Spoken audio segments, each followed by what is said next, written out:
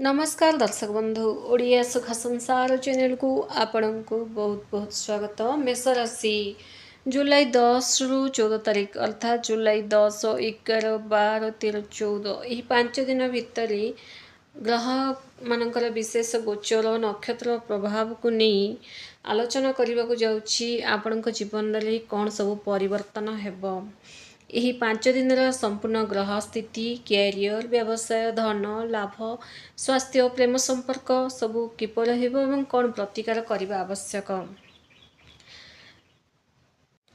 मेष राशि राशि चक्र प्रथम राशि साहस और शक्तिर प्रतीक अटे। मेष राशि व्यक्ति विशेष माने ना साधारणतः अत्यंत पराक्रमी आत्मविश्वासी एवं स्वाधीन चेता होती।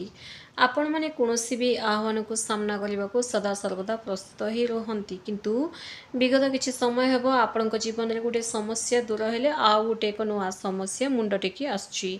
कैरियर रे स्थिरता नहीं आर्थिक क्षेत्र में खर्चर मात्रा बढ़ी चली एवं परिवार छोट छोट कथा को नहीं मनमालिन्य देखा आपण जिते चेष्टा कले काम गुड़ाक शेष मुहूर्त अटकी जाऊँगी। आपण घटुची ताहले निश्चय मत जनातु। मेष राशि जुलाई 10 रु जुलाई 14 तारीख यही 5 दिन आपण जीवन पे एक बड़ सुवर्ण सुजोग आसवाक जाऊँगी। जो मैंने भी मेष राशि बेले आपड़ जदि आम ओडिया सुखा संसार चैनल को नुआ कर चैनल को सब्सक्राइब करूँ। वीडियो जब आपको पसंद आसते गोटे लाइक निश्चय करूँ। ब्रह्मांड ना ग्रह मानक एमती एक दुर्लभ महासंयोग सृष्टि होची जहाँ आपण भाग्यर द्वार को खोलदेव। यही जो महाभविष्यवाणी जहाँ भी कहे ना आपणकर निश्चित भाव में आपण घटव ही घटव एवं प्रतिकार आपण को कहबी। आपण राशि अधिपति होउचंती ग्रह मानकर सेनापति मंगल जी शक्ति साहस एवं पराक्रम कारक अटंती किंतु जुलाई 10 रु 14 तारीख मध्य मंगल देवंकर स्थिति आपण को अत्याधिक शक्तिशाली एवं ऊर्जावान करेबे। सबुठारु बड़ राहु एवं केतुंकर स्थिति सहित देवगुरु बृहस्पति शुभ दृष्टि आपणकर द्वितीय एवं पंचम भाव में पड़ुची। यह सहित लाभ भाव एवं कर्म भाव रे अधिपति माने अत्यंत अनुकूल स्थिति गोचर करछंती। बुध एवं शुक्रंकर शुभ प्रभाव जोगु आपणक जीवन में बुधात्य जोग एवं धन जोगर प्रभाव देखा मिलिबो। एही समय रे मन मध्यरे चंद्रदेव आपणकर पराक्रम भाव सुख भाव एवं भाग्य भाव दे गति करेंगे। यही समस्त शुभ ग्रह स्थिति सूचाऊँच जे आपणकर निष्पत्ति नेबार क्षमता अत्यंत तीक्षण होगाक जाऊँचे। पूर्व अपेक्षा अधिक आत्मविश्वास सह आपण आग को बढ़ेगा लगे। जुलाई 10 रु 11 एवं 12 तारीख आपणकर अत्यंत सफल सब्यस्त हो कैरियर दृष्टिकोण।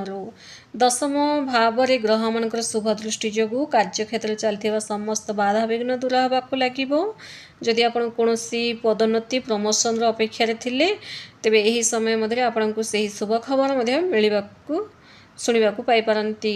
आपणकर उपरिस्थ अधिकारी बा बॉस आपणकर कार्यशैली प्रभावित होगाक लगे। आपण को कौनसी गुरुत्वपूर्ण प्रोजेक्टर नेतृत्व नेबाक सुजोग मिलिबो एवं सही प्रोजेक्ट रे आपण को बहुत लाभ रही।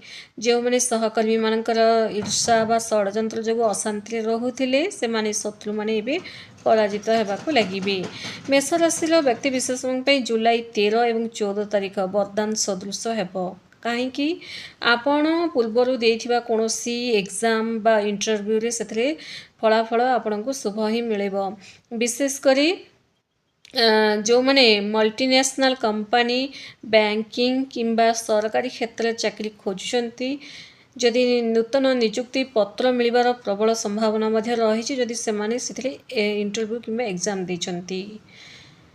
देखो मेष राशि व्यक्ति मैंने जो मैंने निजे व्यवसाय कर नुआ स्टार्टअप आरंभ कर जुलाई 11, 12 एवं 13 तारीख महालाभर समय अटे। कारण बुध ग्रह कृपारू आपणकर व्यावसायिक ज्ञान एवं कथबार्तार शैली ग्राहक मान आकर्षित करने को जाऊँगी।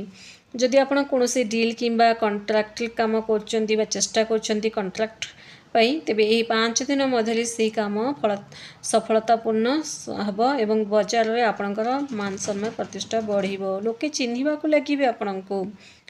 व्यवसाय पार्टनरशिप जदि अच्छी काम कर तेरे पार्टनर सह थिबा पुराना मतभेद शेष होगाकू लगे दुहे पुणी मिसवाक लगे जो मैंने जमी बाड़ी रियल एस्टेट रे अच्छी बिल्डिंग मटेरियल्स लुहा गाड़ी मोटर कृषिजात द्रव्य एवं होटेल व्यवसाय सह जड़ित अच्छा से आय द्विगुणित होगाकू जाऊँगी पुराना अटकी रही टंका पैसा सहजरे मिलवाक लगे एवं तासह मेष राशि व्यक्ति मानक ना यही 5 दिन अत्यंत शुभ खबर आणिब गत किछि सप्ताह हेब अनावश्यक खर्च जो आपणकर बजेट बिगड़ी जाउथला किंतु एही समय धन भाव सक्रिय होगा जो आर्थिक स्थिति आपणकर मजबूत हेब।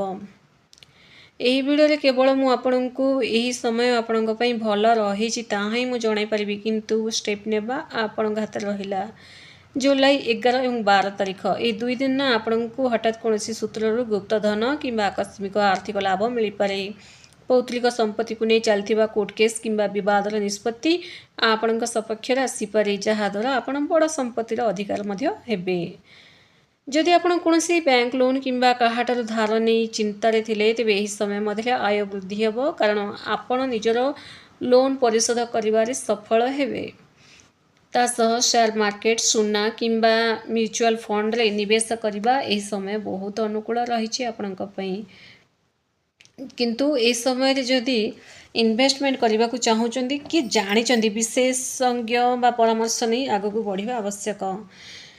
देखो मेष राशि व्यक्ति मेष मान सबुठ गुरुत्वपूर्ण आपणकर प्रेम संपर्क एवं दाम्पत्य जीवन जोड़ा कि बहुत एवं हलचल चली अप एंड डाउन चली आप स्वभाव अत्यंत स्पष्टवादी होते अनेक समय ना आपणकर कथा साथी को कष्ट दे था फ्रेंड्स जदि आपण मन में कौन खराब भावना न था तथापि कष्ट दे था कारण आप सीधा सड़क भाव कहीदे।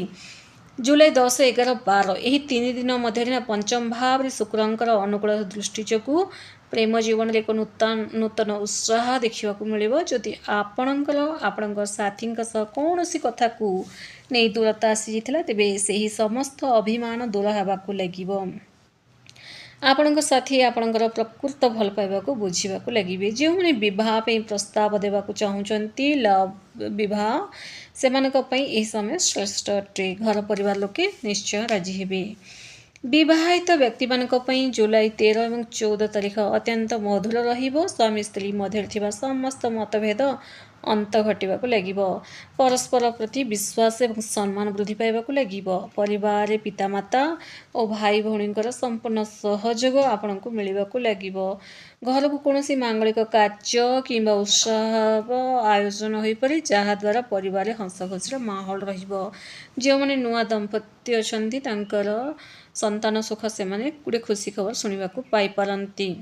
स्वास्थ्य ही प्रकृत संपद मेष राशि व्यक्ति माने ग्रह मानकर प्रभाव जो विगत दिन अत्याधिक क्रोध मानसिक चाप रक्त संबंधी समस्या किंबा मुंडविंधा माइग्रेन जनित समस्या कष्ट पाउथिले अधिक काम करने कारण शरीर क्लांति अनुभव होता। यही जो 5 दिन मध्य राशि अधिपति मंगलंकर शुभ स्थिति जो आपण स्वास्थ्य आश्चर्यजनक सुधार आसवाक लगे आपण निजक अधिक स्फूर्तिवान एवं शक्तिशाली अनुभव करने लगे पुराना कौन जटिल रोगर आपण को आरोग्य मिलवाक लगे। जुलाई 12 तारीख दिन टी सावधान गाड़ी चलाइला समय जी सतर्क रे से भल रही राग उपरे नियंत्रण रखा आवश्यक। जुलाई 12 तारीख प्रतिदिन सकाळे प्राणायाम करने जो द्वारा मानसिक शांति को आप बजाय रखिए। तो कौन करवा उचित यही समय प्रतिदिन सकाळे गाधे सारी हनुमान चालीसा कि बजरंग बाण पाठ करूँ याद्वारा कौन हम ना ग्रह मानकर मंगल ग्रह बलवान हे ग्रह मानकर शुभ दृष्टि पड़ाक लगे एवं आपणकर आत्मविश्वास वृद्धि पाइब। जुलाई 14 तारीख ना संध्यारे कि हनुमान मंदिर बसी सुंदरकांड पाठ करूँ कारण मंगलवार दिन पड़ुछि एवं हनुमान सिंदूर एवं चमेली तेल अर्पण करंतु बहुत बढ़िया रहिबो जीवन समस्त दुख गुड़ाक दूर होगाक लगे। कमेंट्स रे श्रद्धा एवं भक्ति एवं विश्वास सह जय बजरंग बली निहाती लिखंतु। धन्यवाद।